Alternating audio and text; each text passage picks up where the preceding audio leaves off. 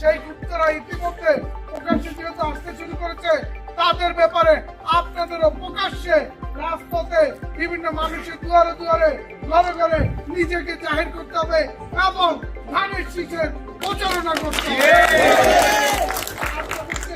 আজকে একটি কথা বলে যায়, বিভিন্ন গুপ্তরা, বিভিন্ন ব্যক্তিরা বিভিন্নভাবে বিভিন্ন অপপ্রচার চালাচ্ছে। আমি আপনাদেরকে বলতে চাই, আপনাদেরকে উদ্দেশ্য করে বলি, আমার শ্রদ্ধেয় চাচা অধ্যাপক মামুন মাহমুদ সাহেব, আমার অভিভাবক, আমার শ্রদ্ধেয় চাচার প্রতি আমি সম্মান জানিয়ে আপনাদেরকে বলছি, আপনারা আমার চাচা মামুন সাহেবের নেতৃত্বে, ওনার নির্দেশনায় ঘরে ঘরে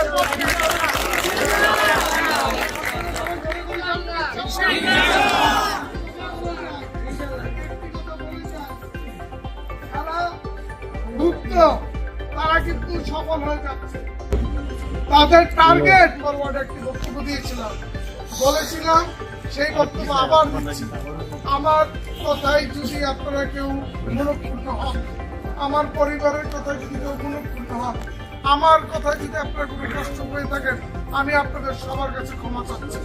আমি আপনাদের সবার কাছে ধানের শীষের জন্য ক্ষমা ইনশাআল্লাহ, ধানের শীষের জন্য, ধানের শীষের জন্য, আমার নেতা তারেক রহমানের জন্য, আমার মরহুমা আমাদের প্রিয় মা দেশনেত্রী বেগম খালেদা জিয়ার জন্য হাত জোর করে বলছি, গুপ্তদের গুপ্তদের গুপ্তদের গুপ্তদের দিকে আপনারা চতুর্মুখী নজর রাখবেন এবং প্রত্যেকে আমাদের প্রাণ প্রিয় নেতা তারেক রহমানের বার্তা, ধানের শীষের বার্তা এবং আমাদের বিএনপির বার্তা নিয়ে ঘরে ঘরে ঘরে ঘরে যাবেন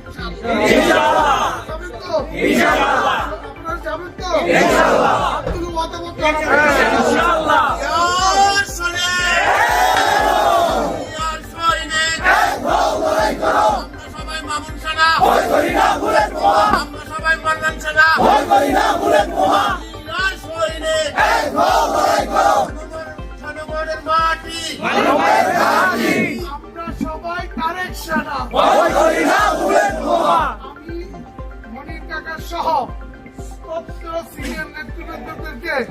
আহ্বান জানাচ্ছি।